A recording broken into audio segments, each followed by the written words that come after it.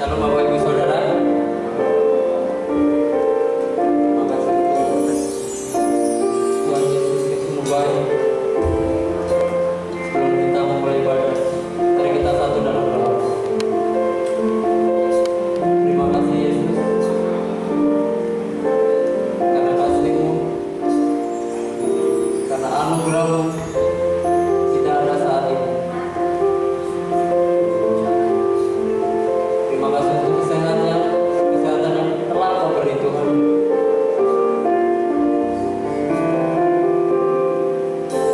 Kau semakin layanan kami untuk menaikkan pujian sembah kami Tuhan. Terima kasih Yesus.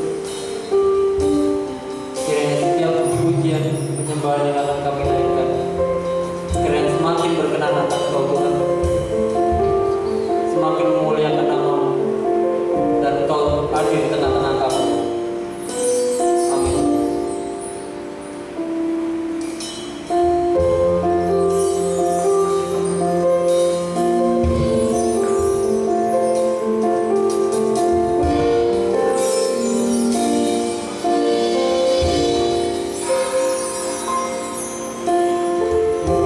Yesus, kami puja.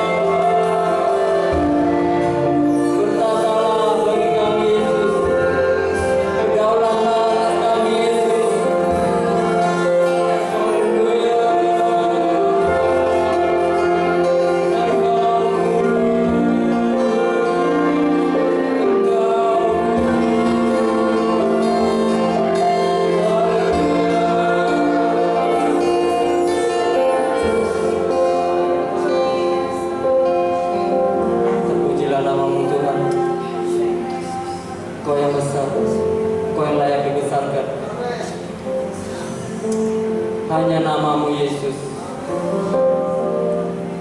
Hanya namamu Yesus yang mengubah kehidupan kami Tuhan.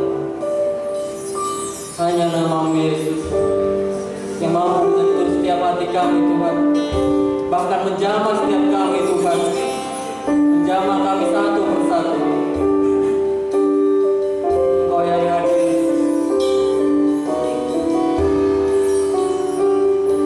Haleluya. Terima kasih Bapa. Kita mau menyanyi dan bersorak, menyanyi dan bersorak hanya namamu Tuhan.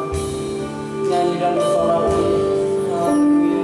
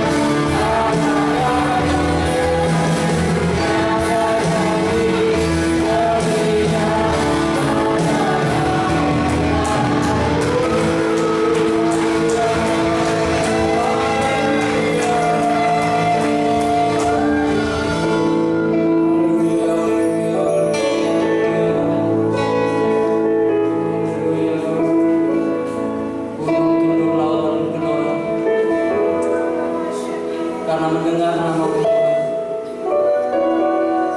apalagi kita Tuhan, kami seperti butiran debu Tuhan. Tanpamu kami tidak ada apa-apanya Yesus.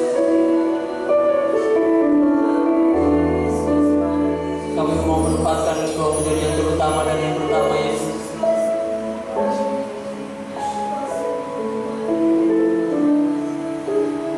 Menempati tahta tertinggi dalam hati kami Yesus.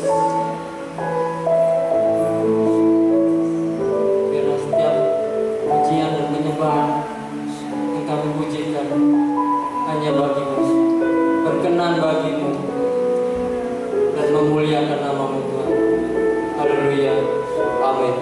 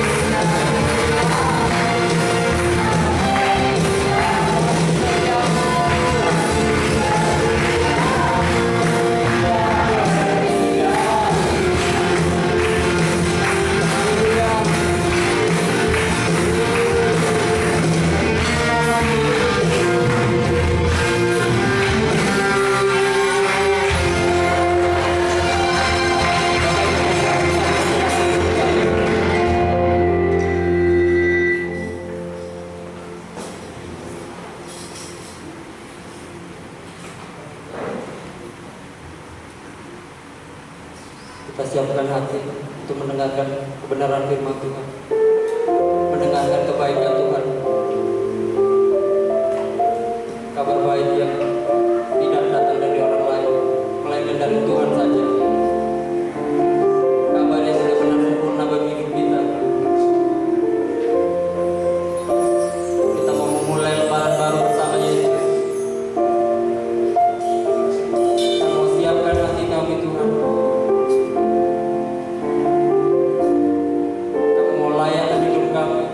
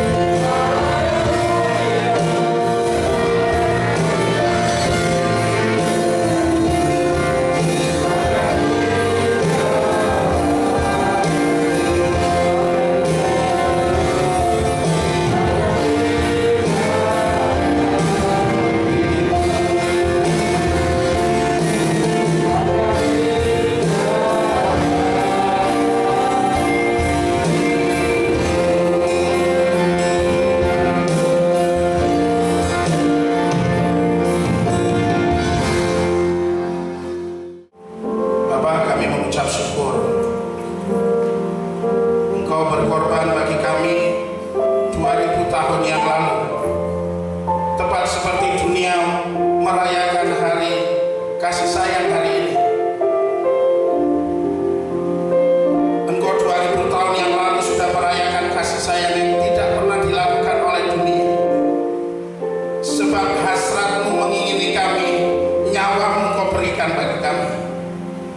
Biarlah kasih sayang itu yang kami ingat Tuhan. Biarlah umat memiliki hari yang sungguh sangat besar, hari kasih sayang yang tidak akan pernah terlupakan, hari kasih sayang dengan pengorbanan penuh, yaitu nyawamu sendiri. Biarlah kehidupanmu hari ini Tuhan mengalir di tengah-tengah umatmu, seperti hasratmu dengan nyawa yang begitu besar. Demikianlah kiranya hati umatmu mengasihi namamu, supaya mereka dipulihkan ya Tuhan, dibangkitkan kembali, disembuhkan Tuhan, mengalami pertolongan-pertolongan-Mu ya Tuhan. Hamba-Mu rindu Tuhan, seperti ranting melekat pada pokok anggur.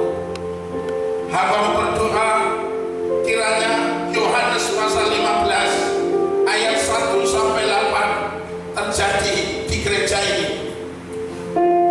Biarlah umat-Mu berbuah Tuhan. Biarlah umat-Mu mampu melakukan segala sesuatu. Biarlah umat-Mu berdoa dan Engkau menjawab mereka Tuhan. Dan biarlah umat-Mu berbuah banyak, kata firman-Mu di ayat 8, supaya mereka mempermuliakan nama-Mu. Biarlah firman-Mu itu jadi dalam nama Yesus. Biarlah setiap pribadi pada siang hari ini mengalami kehidupan firman-Mu. Juga kami semua yang di tempat ini, para pelayan-pelayan-Mu, kami siap belajar firman-Mu ya Tuhan. Sampaikan isi hati-Mu. Hamba-Mu ini hanya alat. Engkaulah penjunannya, Engkaulah Tuhannya, Engkaulah penguasanya. Biarlah kami sama-sama mendengar dan kami dibangun, kami bertumbuh, berbuah lebih berlebat lagi dan memuliakan nama Tuhan. Dalam nama Tuhan Yesus, yang percaya sama-sama katakan amin. Amin. Haleluya. Shalom saudara. Mengawali pemberitaan firman Tuhan hari ini saudara, saya rindu mengundang anak saya saudara, yang 3 tahun saya gak jumpa dengan dia, yang mungkin berapa bulan yang lalu saya khotbah di sini. Hari ini dia ada di sini saudara. Saya ingin saudara bisa menyaksikan bahwa pergumulan orang-orang yang mengasihi Tuhan itu menjadi puncak-puncak kemuliaan dan kejayaan orang-orang yang mengasihi Tuhan.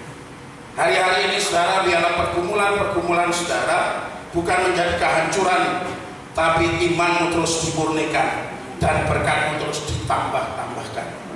Ujian menjadikanmu semakin tekun, ujian menjadikanmu semakin lebih dimurnikan, dan engkau diberkati luar biasa untuk bercerita bahwa Tuhan yang kita sembah itu hidup. Dia ada, Dia nyata. Dia bukan Tuhan segala Tuhan, tapi Dia hidup di dalam kita. Makanya Dia berkata Immanuel saudara. Dia tidak akan pernah melihat waktu engkau di atas atau di bawah, waktu engkau sendirian atau rame-rame, dimanapun posisimu hari ini, waktu engkau sedang baik artinya buruk keadaan, Dia tetap Tuhan yang setia bagimu, dan Dia akan memulihkan engkau. Janjinya di dalam 1 Yohanes pasal 4 saudara, kalau saudara baca, kalau kau sungguh-sungguh mengasihi Yesus, maka kau akan memiliki hidup, engkau memiliki kekekalan, dan si jahat tidak akan sanggup menjamahmu lagi. Supaya semakin hari kau berbuah lebat, maka firman-Nya berkata, itulah waktunya engkau memuliakan nama Tuhan saudara. Saudara, saya rindu mengundang anak saya ini, bagaimana dia berjuang ketika saya saudara mengalami masa yang sukar. Nanti saya bersaksi sedikit, karena firman-Nya waktunya gak begitu banyak. Biar anak saya bersaksi dan bernyanyi saudara sebentar, setelah itu firman saya sampaikan. Mari maju ke depan. Saya undang pemain musik maju ke depan sebentar. Haleluya.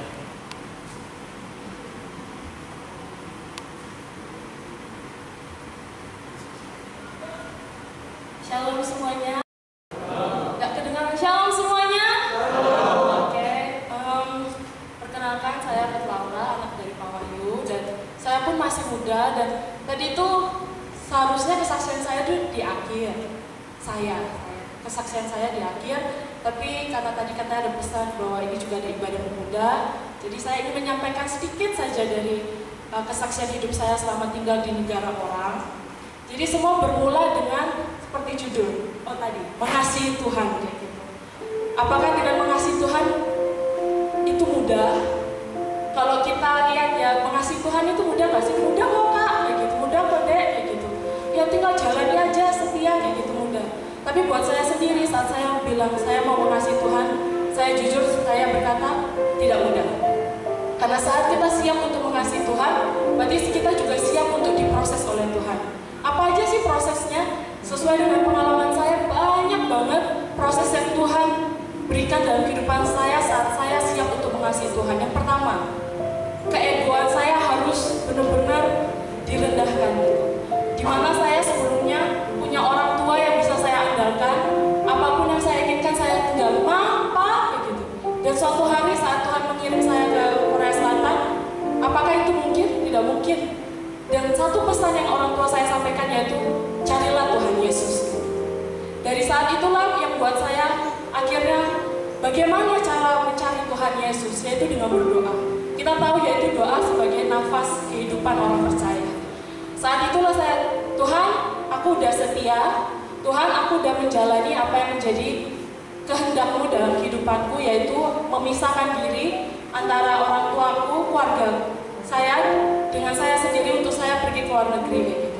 Awalnya saya pergi ke luar negeri itu suatu hal yang mudah karena tahulah Korea Selatan itu terkenal dengan K-pop, terkenal dengan K-drama kayak gitu. Sehingga banyak banget orang, oh nanti kakak sebentar lagi pulang kayak gitu, kan udah bosan lihat opa-opa ganteng kayak gitu. Nanti lihat cewek cantik fashion di sana, apa nanti kakak kesana habis itu pulang kayak gitu. Buang-buang duit gak usah lah pergi kayak gitu. Tapi suatu hari Tuhan setialah gitu. Ini bukti bahwa kamu ingin mengasihi aku secara pribadi.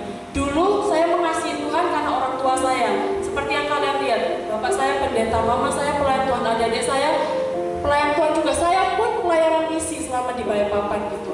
Dan suatu hari saya, Tuhan, aku mau melayani Engkau secara pribadi, mengasihi Engkau tanpa siapapun. Dan dari situlah Tuhan mengirim saya ke Korea Selatan. Dan gak lama kemudian saya pikir kehidupan saya akan enak kan. Waduh, bapak saya masuk penjara S5.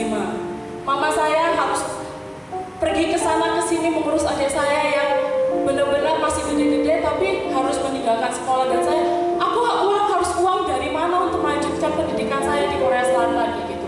Dan satu cara yaitu berhutang. Seumur saya yang masih muda ini saya harus punya hutang puluhan juta gitu. Dan bagaimana caranya? Ya nggak mudah, makanya saya benar-benar direndahkan sampai saya mungkin kan gitu.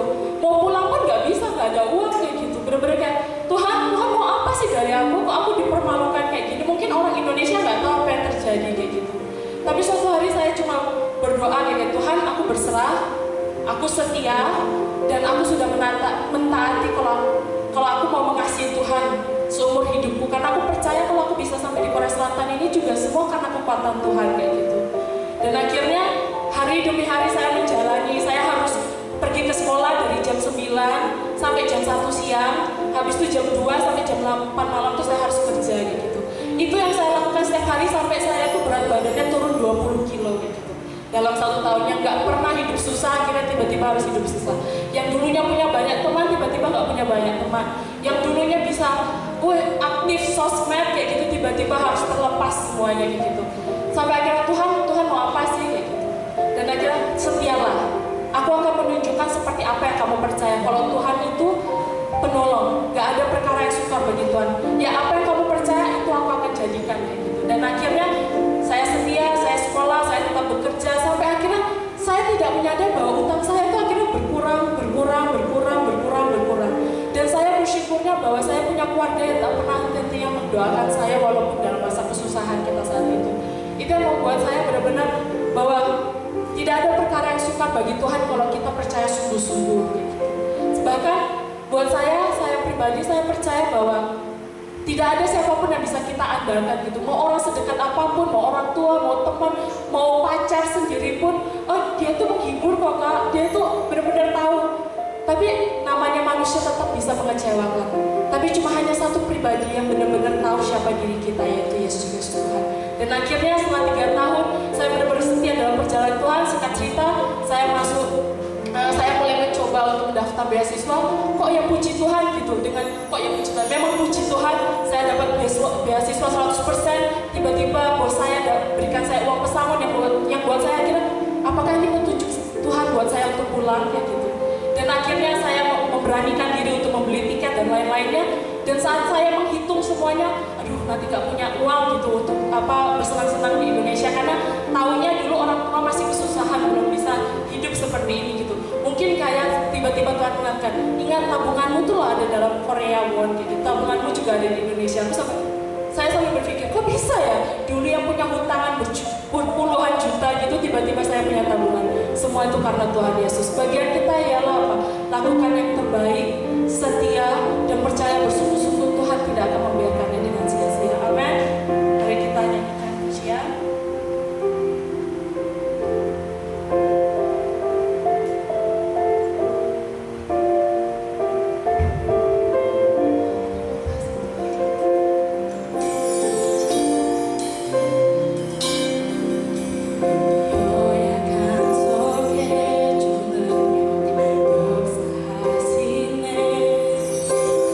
You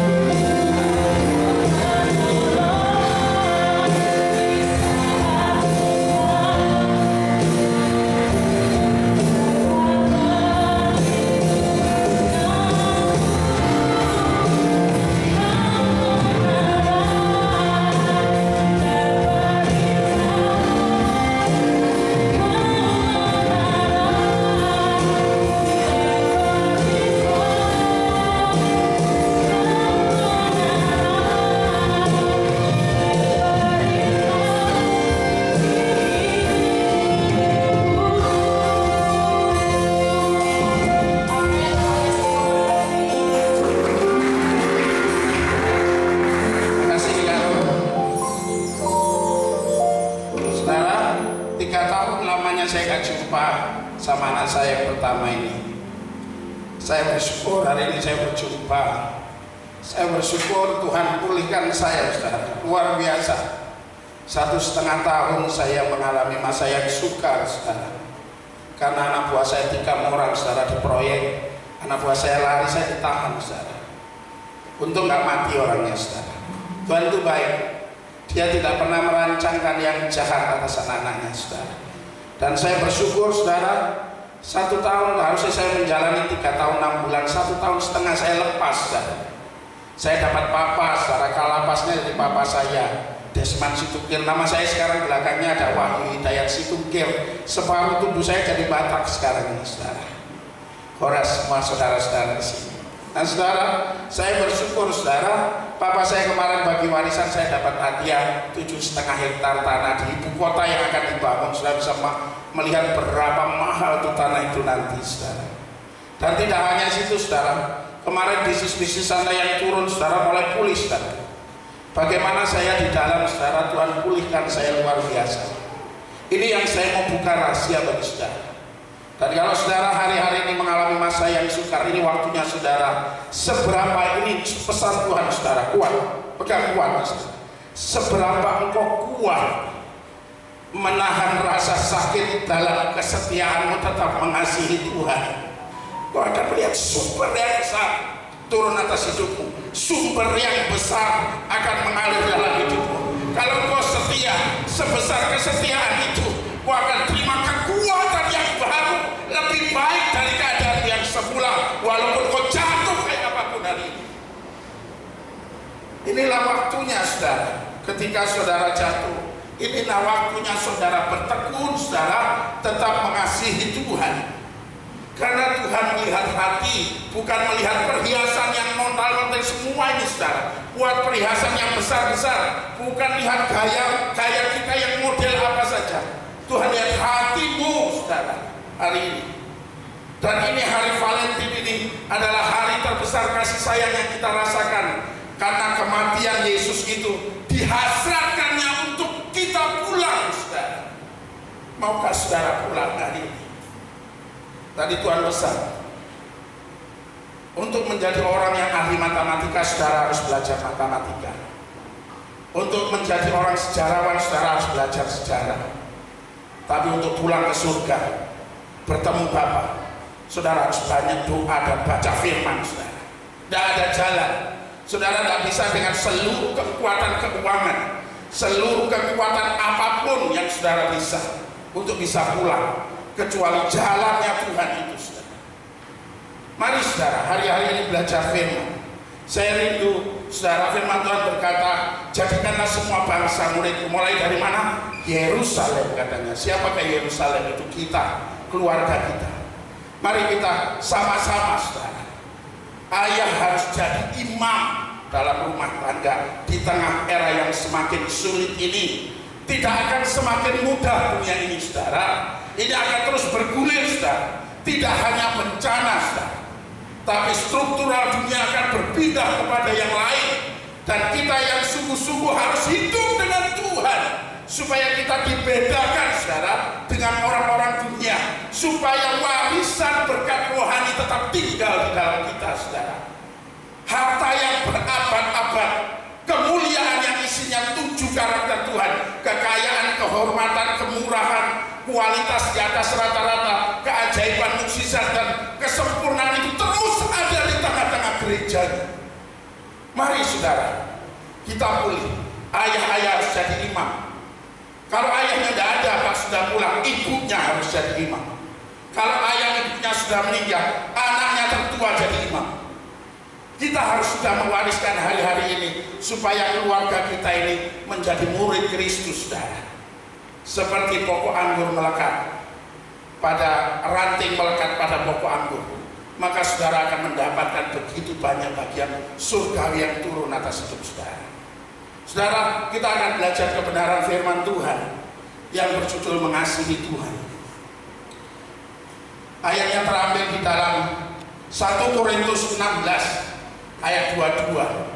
Saya mau lihat ke sana kejauhan, saudara. Firman Tuhan berkata, siapa yang tidak mengasihi Tuhan, terkutuklah ia, Maranatha. Maranatha. Sama-sama kita baca 3 kali.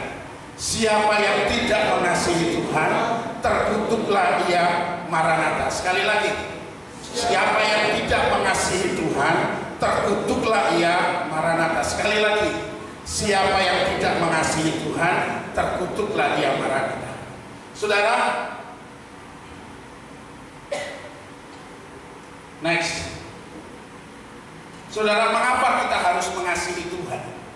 Yang pertama, saudara, dikatakan di sana adalah perintah yang utama dan pertama. Matius pasal 22 ayat 37-38, jawab Yesus kepadanya, kasihilah Tuhan Allahmu dengan segenap hatimu dan dengan segenap jiwamu dan dengan segenap akal budimu. Itulah hukum yang terutama dan yang pertama. Jadi Tuhan menghendaki dari dalam hati kita mulai mengasihi itu Tuhan.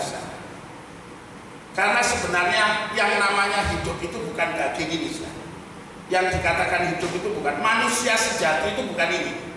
Karena ini akan dikubur. Sesaleh apapun orang ini akan dikubur nih saudara. Manusia sejati adalah jiwa yang dihidupi oleh hati yang sudah dibaharui oleh firman. Itu tidak bisa dikasih makan nasi saudara. Itu tidak bisa dikasih makan yang lain. Kalau dikasih makan yang lain saudara, dia akan mual-mual dan dia akan berbuat yang lain saudara. Makanan dia cuma Tuhan saudara. Nah, nanti kita akan baca. Yang kedua dikatakan mengasihi Tuhan dengan segenap akal budi pikiran kita. Ini yang peperangan terbesar itu saudara, seseorang itu di pikirannya. Ampuni sudah, enak betul ya ampuni. Udah jahat dia, ngapain ya ampuni. Tapi orang yang hatinya dibaharui oleh firman, aku mau merendahkan diri, aku tetap memilih Yesus walaupun aku direndahkan, tapi biarlah Yesus dimuliakan. Orang-orang yang seperti ini jalannya di jalan kudus, saudara, kata firman. Di jalan kudus itu saudara yang ada satu, cuma dipulihkan. Kedua saudara, jalannya didekatkan dengan Tuhan. Yang ketiga saudara, dia akan mengalami keselamatan yang terus membual-bual sehingga sukacita sorak-sorai kegirangan abadi ada di sana. Dan yang terakhir saudara, dukacita dan keluh kesah tidak ada di sana. Nah, ketika orang ini jalan di jalan kudus saudara, jalannya firman tadi, ini bila olok-olok sembarangan saudara tidak akan kena itu. Makanya jangan saudara, firman Tuhan berkata jangan iri dengan kejahatan orang lain. Waktu kita iri dengan kejahatan orang lain saudara, kita sedang membawa api asing ke dalam jalan kudus itu, sehingga nanti kita terseret keluar saudara. Jadi kalau ada orang jahat kepadamu saudara, jangan dibalas jahat saudara. Lewat aja saudara, ampuni aja. Karena saudara sudah ada di jalan kudusnya Tuhan. Bagianmu cuma dipulihkan, bagianmu cuma diselamatkan, bagianmu sorak-sorai kegirangan, bagianmu didekatkan dengan Tuhan, bagianmu tidak celaka saudara. Jangan mau diajak celaka saudara. Jangan balas saudara. Waktu saudara balas itu namanya iri dengan kejahatan orang lain. Iri kok jahat saudara, ngapain ini? Dia tempelin 2 kali, dia tempelin 10 kali, tempelin 20 kali. Itu namanya iri saudara dengan kejahatan orang lain. Saudara sedang diseret orang masuk ke tempatnya orang itu. Jangan mau saudara. Dan yang ketiga saudara dikatakan cintai dengan, dikatakan di hatimu, jiwamu saudara. Di dalam jiwa itu terletak pikiran, perasaan dan kehendak, setiap keputusan. Sertakan Tuhan. Sudah mulai mikir, sudah mulai merasa kok nggak enak ya, kok nggak api ya. Putusannya tanya Tuhan, ini nggak api Tuhan. Mohon hikmat, mohon pewahyuan-Mu, mohon pertolongan-Mu. Nanti kita akan dapatkan pewahyuan itu yang baik. Sumber air itu akan membual kalau itu terus digali saudara. Kalau saudara minta saudara, seperti Yohanes pasal 15, permintaanmu akan diberi. Cari, kau akan mendapat. Ketok, pintu akan dibukakan, katanya gitu. Yang jadi masalah kita malas mencari saudara. Kita malas mengketok. Kita banyak tidur, kita banyak suka yang hidup foya-foya dengan cara dunia saudara. Firman Tuhan berkata, jangan serupa dengan dunia ini. Kristus sudah ngomong itu. Tetapi mengalami pembaharuan budi, katanya gitu. Dari baik menuju berkenan, menuju sempurna. Baik sudah baik nggak saudara? Baik itu bagi Allah masih 5 gadis bodoh, nggak layak masuk kerajaan. Saudara harus masuk tahap kedua, berkenan. Berkenan ini yang dicari Tuhan. Karena Allah Roh Kudus sudah tinggal, syaratnya. Ketika Allah Roh Kudus itu tinggal, Allah akan ngomong, ini anak yang kukasihi, kepadanya aku berkenan. Saudara akan diproses. Dalam proses pemurnian iman ini saudara, banyak yang menyakitkan. Tapi itulah pemurnian, supaya saudara layak pulang ke dalam kerajaan, supaya saudara presisi, supaya kalau saudara masuk kerajaan itu cocok itu saudara. Tidak usah sampai sempurna sama seperti Henok, sama seperti Elia, sama seperti Tuhan Yesus diubah langsung. Nggak perlu kalau nggak mampu. Minimal kita berkenan saudara. Nah syaratnya saudara ini yang kamu tahu saudara. Saudara harus mulai mengasihi dengan hatimu, dengan jiwamu, dengan akal budimu. Mengapa kita harus mengasihi? Supaya kita melihat Allah. Saudara-saudara yang kekasih, marilah kita saling mengasihi. Sebab kasih itu berasal dari Allah. Dan setiap orang yang mengasihi lahir dari Allah dan mengenal Allah. Barang siapa tidak mengasihi, ia tidak mengenal Allah, sebab Allah adalah kasih. Allah itu wujudnya cuma kasih saudara. Dia nggak bisa berbuat apa-apa. Ketika saudara nggak setia, dia ngomong apa? Aku tetap setia. Anak yang hilang itu pergi saudara bawa warisannya, berfoya-foya sampai ampas babi saudara. Nggak dikasih makanan, hancur hidupnya. Pulang diterima enggak? Kalau orang dunia pulang diterima enggak kalau sudah hancur gitu? Kalau saudara hanya baik, anak pulang dalam kondisi hancur dibuang saudara. Tapi yang pulang kaya mungkin diterima, betul enggak? Tapi Allah itu enggak pernah berubah, karena yang dicari bukan harta. Karena emasmu pun tidak murni, kata firman. Dia lihat jiwamu, hatimu, akal budimu yang terus ditaharui dari hari ke hari. Proses itu harus saudara jalani supaya saudara pulang. Saudara tidak bisa berkata, aku mau pulang nanti masuk surga. Surga itu ada yang punya saudara. Surga itu pemiliknya sempurna. Kalau saudara mau sempurna, saudara ditambah Tuhan Yesus dalam karya Roh Kudus, baru saudara boleh masuk surga. Amin. Sebab ketika itu tidak ada, saudara nggak layak masuk sana. Jadi jangan kayak orang dunia mati masuk surga, enak betul. Surga itu ada yang punya, nggak segampang orang nyelonong masuk sana, saudara. Ada penunggunya, ada yang punya, yaitu Tuhan kita, saudara. Mengapa kita harus mengasihi, saudara? Supaya jangan terkutuk. 1 Korintus 16 ayat 22, siapa yang tidak mengasihi Tuhan, terkutuklah dia. Maranatha. Arti kata terkutuk, saudara, dalam bahasa Yunani anathema, dalam bahasa Arab haram, dalam bahasa Indonesia haram, dalam bahasa aslinya bahasa Ibrani kherem. Artinya itu saudara, sesuatu yang ditempatkan di bait suci. Jadi berarti persembahan yang dinasarkan, bentuk dan pengertian yang dipelihara, atau barang persembahan. Secara alkitabiah Kejadian 1, 26, 27 bahwa Allah itu menjadikan manusia milik Allah, dikhususkan bagi Allah. Kita ini saudara dikhususkan bagi Allah, saudara. Jadi jangan pernah saudara merasa ini hidup saudara, karena nafas pertama saudara yang dihembuskan Allah itu miliknya Allah, saudara, yang membuat saudara hidup. Nah ketika nafas itu, kehidupan Allah di dalam dirimu kau bawa kemana-mana tanpa mengenal Allah, Allah berkata engkau haram bagi Allah. Dan ketika engkau haram bagi Allah, saudara, maka kutuk akan masuk dalam sejarah hidupmu. Tidak hanya dikutuki di dunia ini, saudara, tapi saudara akan dikutuki nanti setelah kematian, saudara. Maka bagian warisan saudara nanti menjadi orang-orang yang terkutuk, saudara. Akibatnya Ciri-cirinya ini saudara, saya cari ciri-cirinya dulu orang-orang yang terkutuk. Yeremia pasal 17 ayat 5 berkata, terkutuklah orang yang mengandalkan manusia tanpa Tuhan.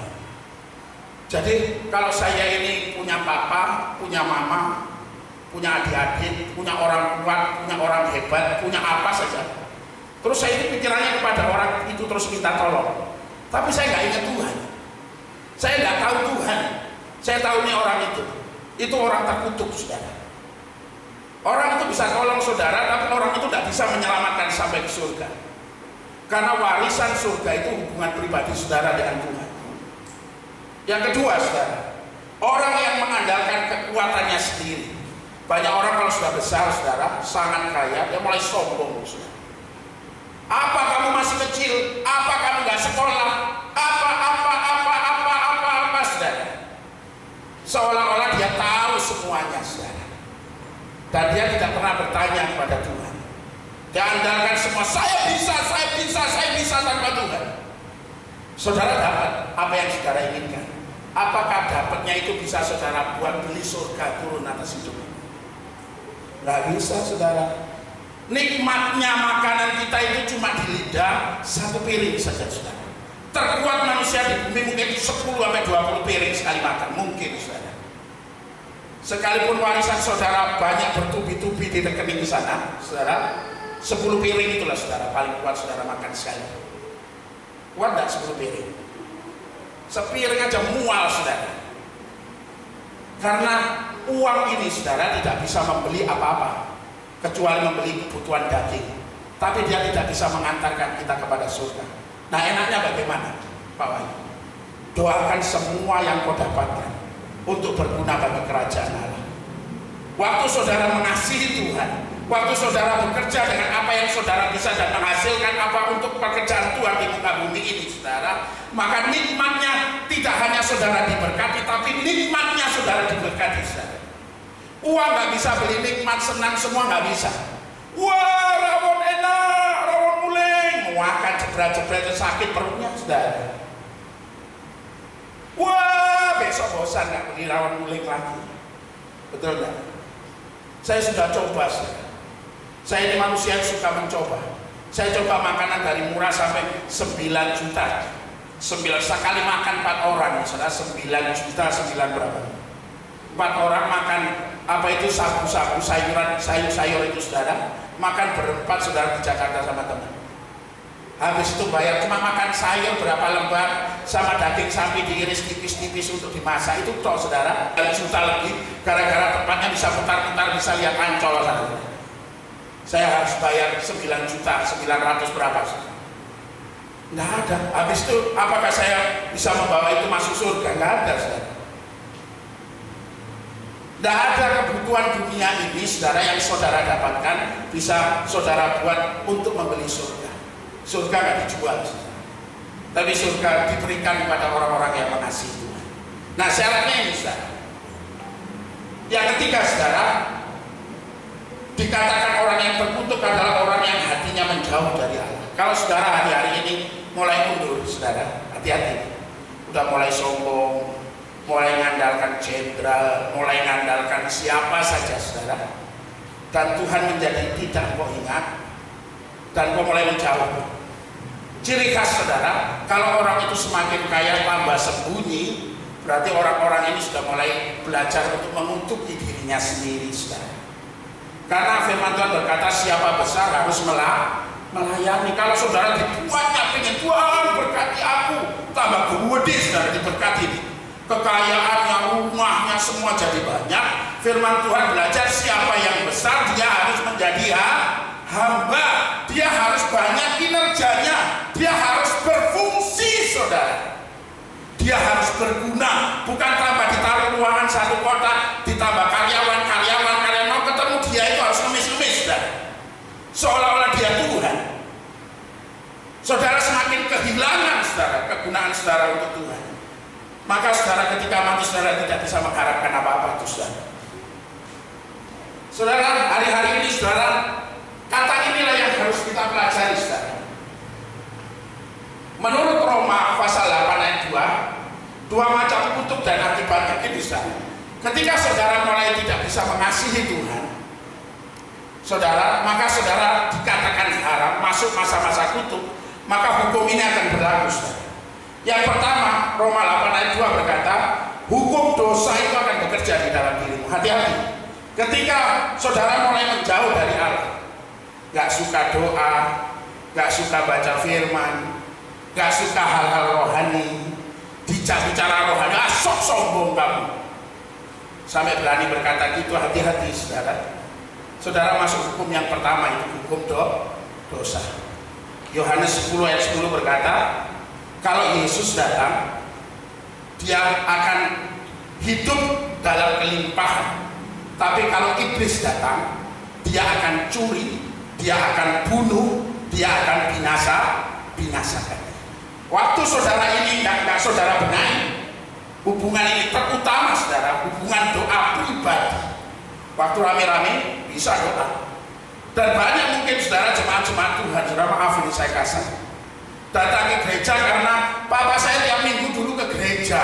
Saya nggak enak kalau nggak ke gereja. Saya merasa bersalah, nggak boleh begitu saudara. Enak nggak saudara? Kalau kita punya anak di dalam rumah kita itu, yang penting aku tinggal di rumah, makan tersedia, ini tersedia. Apa urusanmu Pak? Apa urusanmu Ma? Yang penting aku tidur, aku makan, aku enak-enak. Jadi orang tua gitu. Allah juga sama, perasaannya jauh lebih halus dari kita, saudara. Jangan sampai kita hidup seperti itu, saudara. Nah, mari saudara, ingat ini, ketika ini sudah mulai doa kita nggak bisa doa pribadi, mulai nyembah, mulai nikmati Tuhan, mulai mengasihi Tuhan, bisa bangun pagi untuk menyembah. Saya ini saudara hidup 28 tahun saudara. Doa pagi jam 3, jam 2, jam 4 itu setiap hari. Istri saya ini pendoa, boleh tanya di pagi saja. Kami datang, habis doa pagi jam 3 kami lari ke gereja doa sampai jam 6. 28 tahun kami jalani hidup ini bersama-sama istri. Saudara, saya duluan sampai istri tobat menikah dengan saya, saudara. Sampai hari ini kami tidak putus asa. Hidup kami dari nol. Saya tinggal di Mergosono Gang 1, rumah saya dekat Sungai Berantas sana, masih ada rumah itu. Bagaimana Tuhan pulihkan, digoncang angkat, goncang angkat, goncang angkat. Masuk ke penjara, saya kerja 1,5 tahun saudara di dalam penjara, lebih besar upahnya daripada saya 25 tahun bekerja. Kayak apa caranya ini? Dikirimnya jenderal saudara beli tanah saya, surat-surat belum selesai, dibiayainya. Sekarang sudah mau keluar YMTN. Nilainya kalau saya 25 tahun bekerja, sama saya kerja 1,5 tahun cuma melayani Tuhan jadi pendeta saya di dalam sana saudara, ngajar umat Tuhan saudara. Saya digaji jauh lebih besar daripada saya bekerja secara daging ini. Saya punya moto saudara dari pengalaman hidup saya. Yang rohani itu punya duitnya sendiri, yang jasmani punya duitnya sendiri. Jalan jasmani itu umurnya 70 tahun saudara, berkatnya 70 tahun. Nilainya sudah ditentukan. Kalau saudara paksa maju ke depan semua tanpa Tuhan, umurmu dipendekin. Kerja lembur, kerja ini, kerja, wah dapat duit banyak, umurmu dipendekin mati. Duitnya datang, orangnya mati. Lah bagaimana menambahkan berkat yang kutuk ini? Kejadian pasal 3, carilah berkat firman. Hanya berkat Tuhan saja yang bisa menjadikan kaya, susah payah tidak menambahinya. Berkati dengan kedekatanmu saudara. Tuhan, pekerjaanku ini kok yo pas-pasan, Tuhan tolong. Tuhan, ayamku ini kok yo gak beranak-beranak, tolong. Tuhan, usahaku ikan ini kok gak bertambah-tambah, tolong. Nah ketika saudara berseru, firman-Nya itu akan hidup di dalam dirimu. Firman Tuhan berkata, Allah bukan memenuhi segala keperluanku menurut kekayaan dan kemuliaan di dalam Yesus Kristus. Allah itu saudara kalau mendatangkan duit tidak hanya duit itu, tapi kehormatannya datang saudara, kemurahannya datang, kualitas di atas rata-rata datang, naik. Saudara kalau saya dikumpul dengan kakak saya, saudara bingung loh, betul kayaknya adiknya, kok beda jauh ya cara berpikirnya sama kakaknya ini. Padahal dia lahir dulu dari ibu saya anak terakhir itu, saudara. Kalau dikumpuli nggak ketemu, saudara. Kedewasaan. Mengapa? Orang yang sungguh itu terbang, saudara. Karena memori Allah itu lebih gede. Semakin engkau dalam bekerja dengan Allah, memori itu dibesarkan, saudara akan ngerti luar biasa bahwa Allah yang kita sembah itu hidup, saudara. Itu yang saudara harus lakuin hari-hari ini, saudara. Jangan tambah menjauh. Saya berdoa, saudara, setiap laki-laki di tempat ini harus jadi imam, harus mulai memproses rumah tangganya, keluarganya, saudara. Mulai berdoa, jadikan keluargamu tempat pelayananmu, saudara. Ayo ngomong dengan hati, aku mau, aku mau jadikan keluargaku menjadi tempat pelayanan. Jangan lihat jeleknya kok, saudara. Justru saudara harus melayan. Untuk itulah istri diberi kekurangan dan kelemahan. Untuk itulah suami diberi kekurangan dan kelemahan. Untuk itulah anak-anak diberi kekurangan dan kelemahan. Waktu mereka kurang, bagian saudara melayani, saudara. Waktu istrinya lebih, bagian saudara melayani suami. Tidak ada kata menyalahkan, tidak ada kata menghakimi, tapi yang ada melayani. Justru itulah saat yang tepat, saudara. Saudara diajar Yerusalem itu harus jadi murid. Semua imam dalam rumah tangga harus mulai melayani. Nah, kalau imamnya tidak ngerti apa-apa, Pak, tidak ngerti firman, Pak, ya belajar. Di gereja sudah disediain KKA. Kalau di gereja-gereja lain ada SOM, ada PA, sudah belajar enggak? Masa belajar sedikit aja nggak bisa? Masa baca firmannya nggak bisa? 24 jam bisa, tidur 8 jam bisa, baca firman cuma berapa paling lama? Nggak bisa. Padahal itulah kekayaan. Jadi gini, saudara, kekayaan kita ditambah kasih kita kepada Allah yang semakin bertumbuh melalui firman, saudara, itu adalah sumber kekayaan surgawi yang akan ditambahkan kepada kita. Jadi kalau cuma cara manusia ya itu aja, kebutuhan bisa dapat saudara banyak, tapi nyawamu dipendekin. Banyak artis-artis besar itu, saudara. Wah, tambah tenang, tambah gak pulang. Wah, datang kehormatannya di mana-mana. Habis itu tahu-tahu jantung ngeblak dia. Para humoris, wah hebat pikirannya, tambah hebat, kanker otak. Tapi orang yang bersama Tuhan tidak hanya dapatkan berkat, tapi dapatkan ketenangan. Dan ketenangan itu adalah sumber kehidupan, saudara. Amin. Nah, saudaraku, yang kedua, saudaraku, selain hukum dosa, saudara akan masuk ke hukum maut, saudara. Ketika sudah mulai dikutuki, hukum maut ini akan bekerja. Yaitu pertama, saudara akan mengalami kekhawatiran dan mengalami ketakutan. Kalau ada situasi yang menakutkan, mengkhawatirkan, tiba-tiba aku tidak enak ya, aku merasa ada yang aneh ya, cepat duduk diam, doa, saudara. Tuhan, Pak, aku merasa aneh. Ya, kamu habis mati orang tuamu, datangnya saudara, minta ampun, saudara. Iya, kamu pinjam utang orang gak bayar, kamu maunya menang sendiri, kalau nggak bisa bayar minta maaf sana, datang minta maaf, saudara. Jangan takut. Kita bisa salah, tapi jangan hidupi kesalahan itu. Minta maaf. Dengan meminta maaf, dengan menyelesaikan masalah, saudara memuliakan Allah. Jangan takut ditempelin, jangan takut disakiti, jangan takut apapun. Tidak ada kebenaran yang tidak dibela oleh Tuhan, saudara. Saudara akan dibela oleh Tuhan asal saudara sungguh-sungguh mau tobat, saudara. Hidup saudara akan menjadi tenang, saudara. Dan ketenangan itulah yang mendatangkan kelimpahan. Kerukunan itu, kata firman, mendatangkan es yang dari Bukit Hermon. Kalau saudara pergi ke Israel, bukit yang tinggi, saudara, sampai ke Sion. Sion itu jauh, saudara, tapi gak habis itu mengalir, saudara, berkatnya. Tuhan bisa kirim orang-orang tiba-tiba datang kepadamu untuk menolong kalau hatimu mulai benar, saudara. Yaitu dengan apa? Kekayaan surgawi yang gak bikin susah, saudara.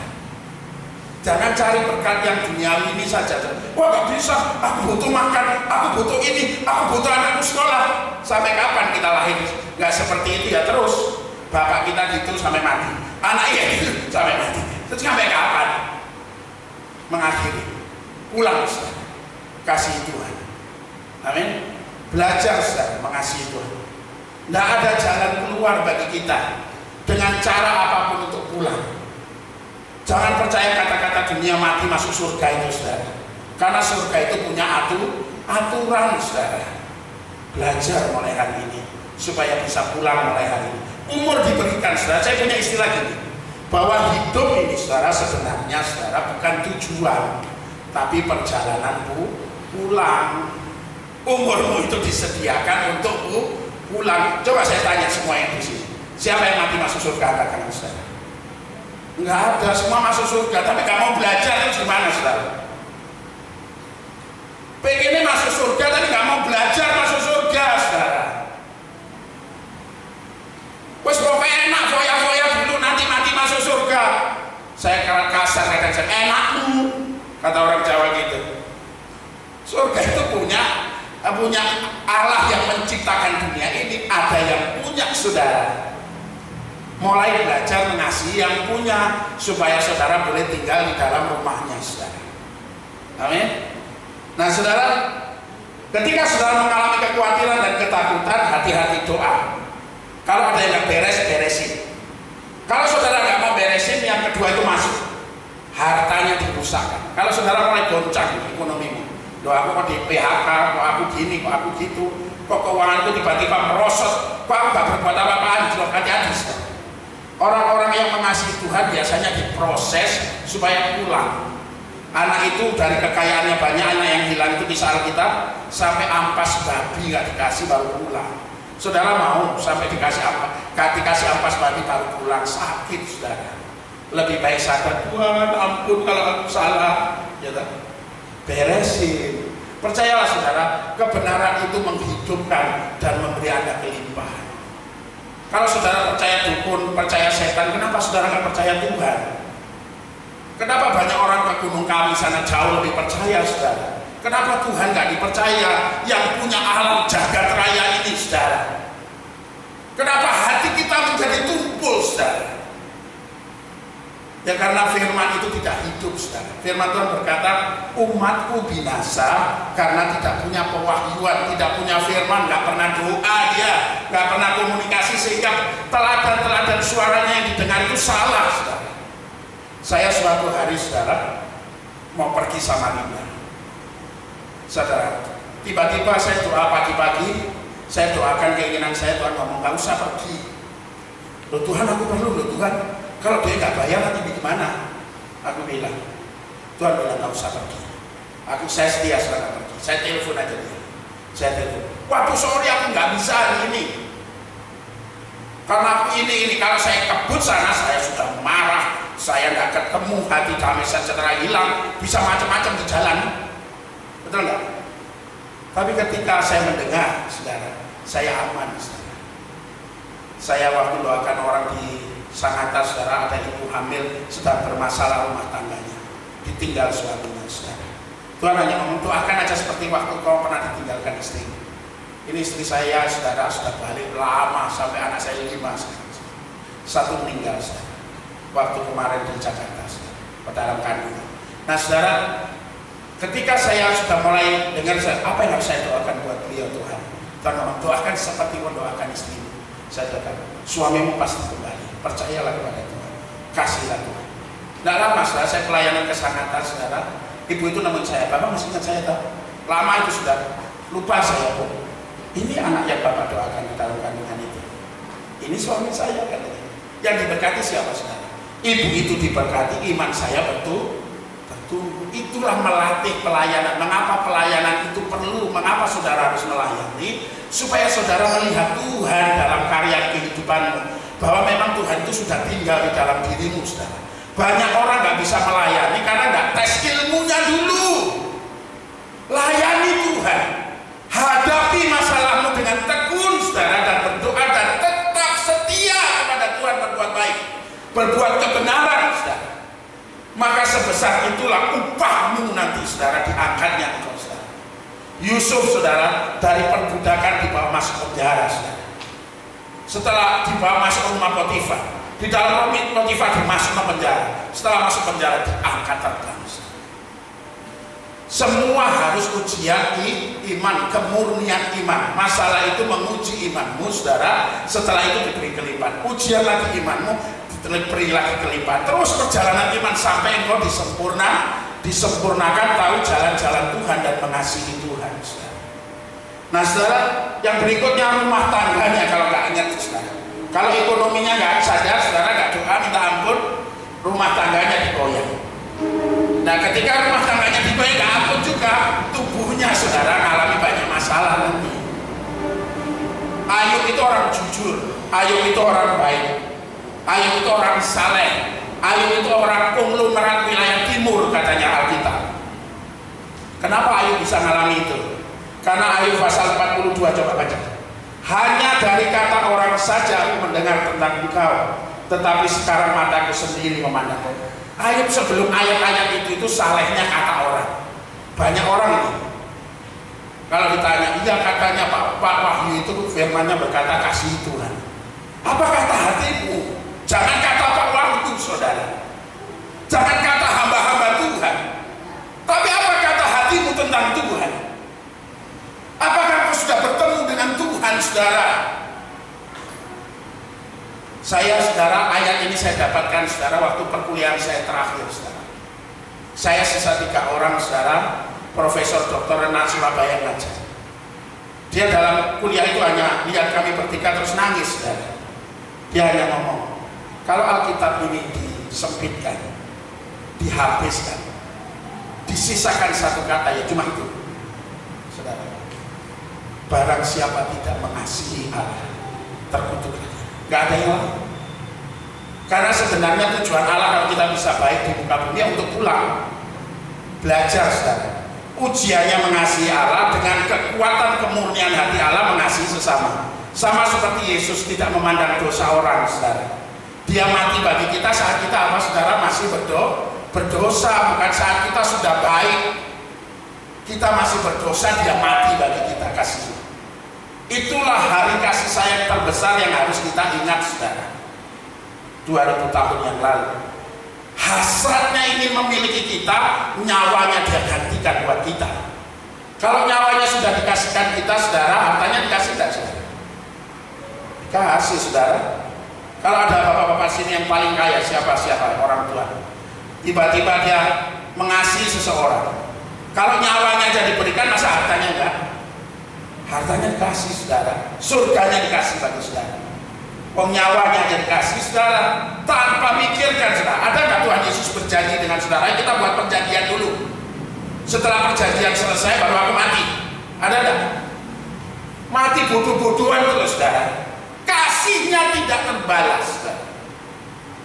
Kalau saudara pergi ke gereja yang di Yerusalem sana saudara, bagaimana Yesus disiksa terakhir beberapa kali saya masih kuat saudara. Terakhir yang kesekian kali saya datang saudara, saya gak kuat masuk. Karena penyiksaan itu begitu luar biasa sakitnya saudara. Dicambuk, dihajar, dipermalukan, ditaruh dalam gua yang paling dalam saudara, diseret naik ke atas saudara, baru suruh pikul salib. Saudara tidak akan mampu. Suatu hari saya pernah video salib kecil aja saudara, jalan di keramaian, di jalan Via Dolorosa, saya jalan sampai di video, nangis saya saudara.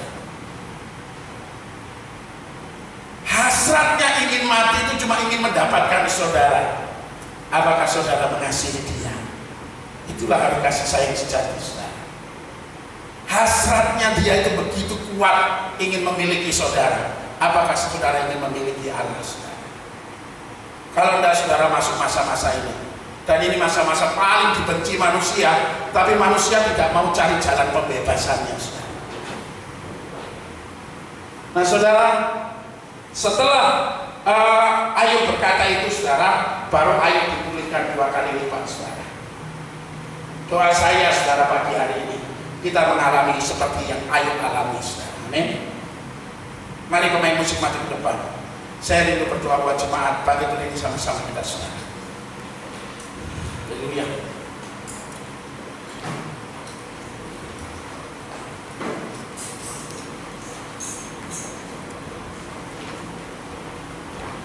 Nara masyandara ya nara masyika. Terima kasih Tuhan.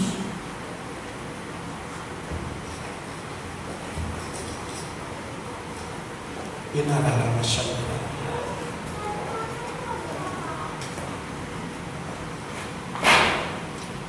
Terima kasih Tuhan Yesus. Engkaulah